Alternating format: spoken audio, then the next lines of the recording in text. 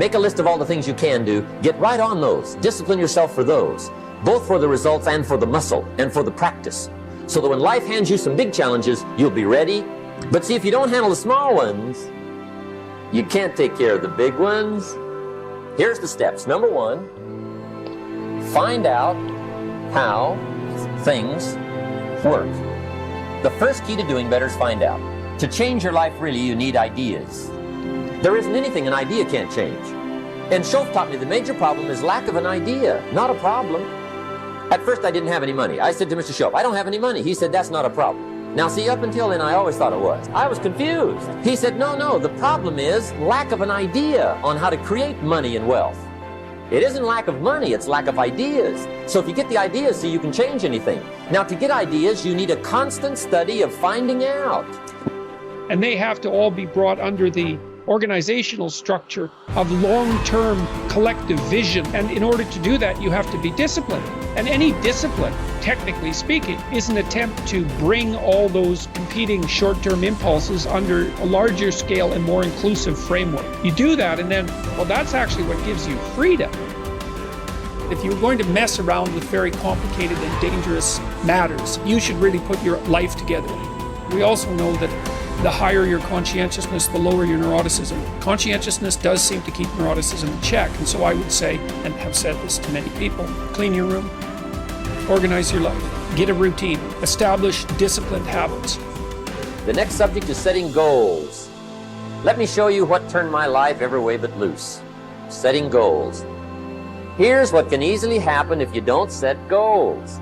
It's easy to let life deteriorate into making a living instead of designing a life. And we all have a choice. Make a living or design a life. It's easy to get trapped by economic necessity.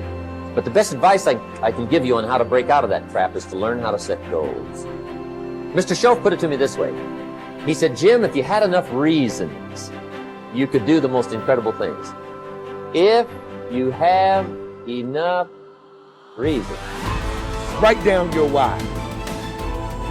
What are you doing this for in life? Your why should be something so big that it changes the whole outlook on how things are with you and your purpose. Think about your passion. Think about your opportunities.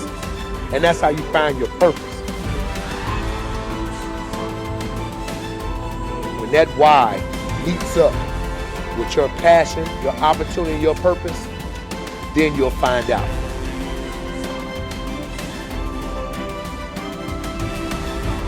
Most of us are standing in a busy street, just letting the opportunities in life pass us by. We're waiting for the perfect situation, the perfect circumstances, the perfect opportunity, the perfect time. There's never going to be a perfect time or the perfect moment. There's never a perfect moment to do something great with your life. Take a look at the clock. That thing ain't stopping for nothing, baby.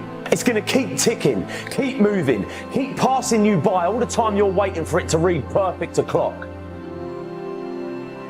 You have to take action now. Whatever that goal is, whatever that dream is that you're holding in your mind, now is the time. Forget all your excuses. Forget all your problems. Not tomorrow, not next week, but right here, right now.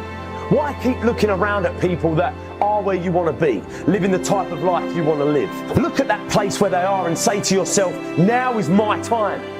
Now is my moment. Now is your moment. Today is that day. I want you to be terrified of sitting on the sidelines and doing nothing. Waking up in 6 days or 6 weeks or 6 years or 60 years and being no closer to your goal. You've made no progress. That is the nightmare. Do the extra repetition, run the extra mile, go the extra round, make the right choices. Give the full measure, fight back, go down swinging, give every day everything you've got, embed that long-term goal in your mind, burn it into your soul. I got here not because I'm the strongest, not because I'm the fastest, not because I'm the best. I never stopped fighting. It got harder and it got harder, and it seemed the further I climbed, the harder it got. But I didn't stop, I didn't quit. I just kept fighting and fighting and fighting. Think about it, write about it, talk about it, hang it up on your wall, but most important, do something about it every day. Every day, do something that moves you toward that goal, that keeps that goal alive and in sight and in focus. Do what you say, mean what you say, follow through for something for one time in your life. One time.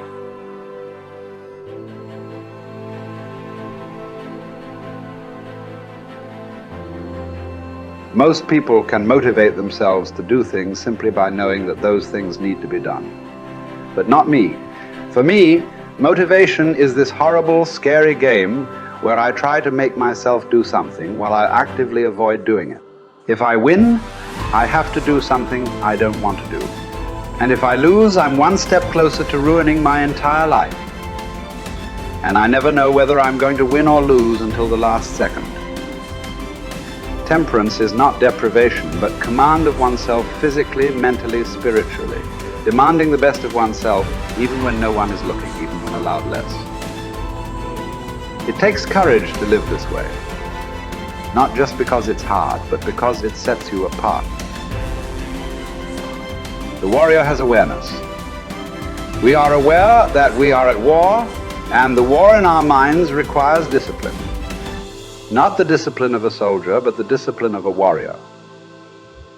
Not the discipline from the outside to tell us what to do and not to do, but the discipline to be ourselves, no matter what. A weak mind must be constantly entertained and stimulated. A strong mind can occupy itself and, more important, be still and vigilant in moments that demand. Without the momentum of a stern discipline, motivation is mostly a momentary, flighty emotion. For it works best under the supervision of discipline, but can serve as not only an ally, but also an enemy, because in anything that requires your self-discipline, whether going to church, going to classes, going to workouts, going through trainings, completing jobs, reading books, living well, eating healthily, studying, practicing something, the more times you skip, the more relaxed and motivated you'll become about skipping. And the next thing you know, you've quit your fight altogether. Or put in short, the more you skip, the more you'll skip until you've quit. Maybe then you'll see that motivation bears its fruits when watered by discipline, but it spoils when not. We don't need accomplishments to feel good or to be good enough. What do we need? The truth. Not much. Some food and water. Work that we can challenge ourselves with. A calm mind in the midst of adversity. Sleep. A solid routine. A cause we are committed to. Something we're getting better at. Everything else is extra. Or worse, as history has shown countless times, the source of our painful downfall. If the first step is just showing up, committing to doing something each day, then the next step is finding something to focus on getting better at each day. And in this, where cumulative improvement meets compounding returns, we can harness one of the most powerful forces on earth. Think about it. Most people don't even show up. Of the people who do, most don't really push themselves. So to show up and be disciplined about daily improvement, you are the rarest of the rare. Life is filled with all sorts of difficulties and challenges. Work will not always go well. But working out is in our control. It is a contained space in which the only potential obstacle is our determination and commitment. Swim. Lift weights. Train in jiu-jitsu. Take long walks. You can choose the means, but the method is a must. You must be active. Get your daily win.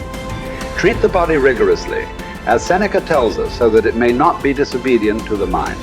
Because as you're building muscle, you're also building willpower.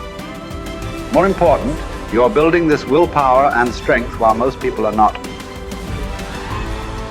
The body, you must understand, is a metaphor. It's a training ground, a proving ground for the mind and the soul. What are you willing to put up with? What can you do without? What will you put yourself through? What can you produce with it? Only you know what it will look like to train in your art like a samurai, an Olympic athlete, a master in pursuit of excellence. Only you will know what you need to practice from morning until night, what to repeat 10,000 times. It won't be easy, but in that burden is also freedom and confidence. The pleasure of the flow state, the rhythm of second nature, the quiet calmness of knowing that from the practice you'll know exactly what to do when it counts, the pride and the dependability of doing it too.